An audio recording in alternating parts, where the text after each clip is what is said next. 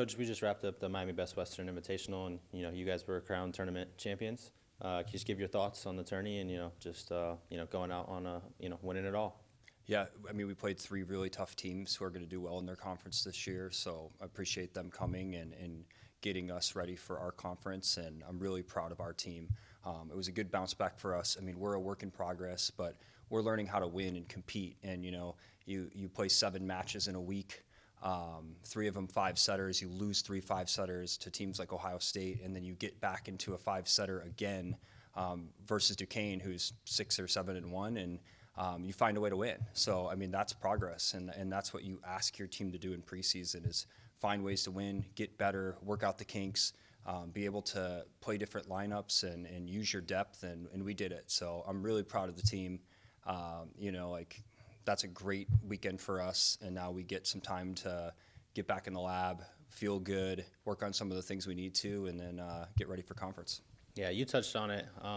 You guys have played a lot of tight matches, a lot of 4 sets, 5 sets already, a couple of tough outcomes, but today, you end up on top. What is it that was different? Obviously, you face some adversity, you win the first 2 and then you face some adversity. That last set, I feel like you guys really came out strong. What was the change? Yeah, I mean, I've asked the team, me and the team are a work in progress, and I think the things I asked them to do today, they did a great job, and things they asked me to do, I try to be mindful of. So, we're working together, and I thought the middles really stepped up. That was something the last few matches, it just wasn't working for us, so we tried to put intention on, hey, let's get these guys going, let's get them the ball, whether it works or not, we have to get better. So I think that was great, and putting Chelsea back on the left is something we always knew was an option, and we know what she is, which is 15, 16, 17 kills a night, and you can do all the right stuff against a kid like that, but she has a lightning arm and she's going to get hers. So I don't think it wasn't a ton of different things we did.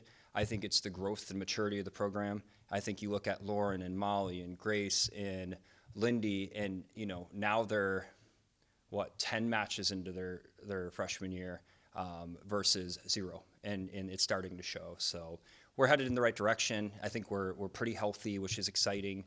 We get to play NKU back-to-back nights, which will really mirror a MAC match because they're very, very good. So it'll be the last, hey, let's work on what we need to work on. Go play this team twice who's really good and has been together for a long time as a coaching staff, see where we're at, and then we get a few more days to get ready for our opening MAC tournament or match. Yeah, as you mentioned, again, those freshmen really stepping up. Lauren Coyne and Molly Creech both being named to all-tournament team, with Lauren being named tournament MVP. I know we've talked about it throughout the season so far and just, how ready they are for the moment, but does it surprise you at all? I mean, just the progress that they've made already and just the impact that they have made so early in the season. I mean, yes and no. I think anyone that comes into college volleyball and you ask them to make quick changes and you put pressure on them, and they're going to have great moments, they're going to have bad moments, and I think that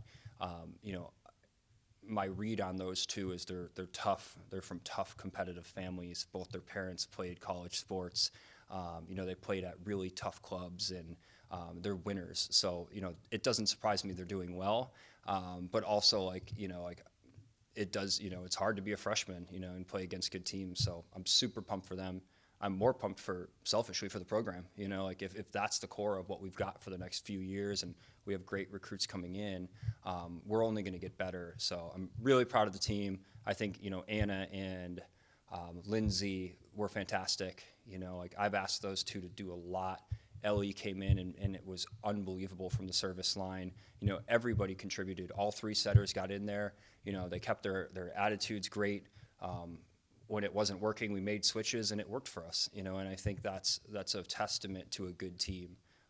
So it's exciting. We're fired up for MAC play, and proud of the team. Yeah. One more question for you here. What does it do from an experience standpoint? You play early in the morning yesterday, and then you don't play again until the night, and then you turn around today, right? A lot of ups and downs, but you walk away tournament champions. Just having those many matches in such a tight period, maybe having to play different ways just because of that, just all the different factors that go into it. What does that do, especially for those younger kids? Well, I mean, it's just you get deep into October, deep in November, especially for the freshmen. They've never played, that much for that long. So when you hit adversity early and then you get back into like a 2-match-a-week system, in theory, it should feel a little lighter. But you've got sickness, you've got class, you've got college, you're missing home.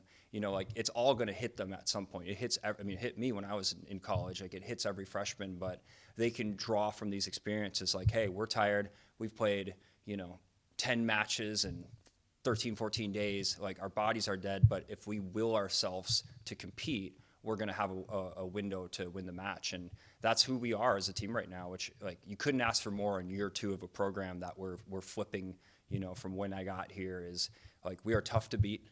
People don't want to play us, like it's we're 4 and 5 sets every match, that we've lost, and it's we're not an easy out, and now we're starting to win those 5-setters against Duquesne and good teams. So, the future is looking bright.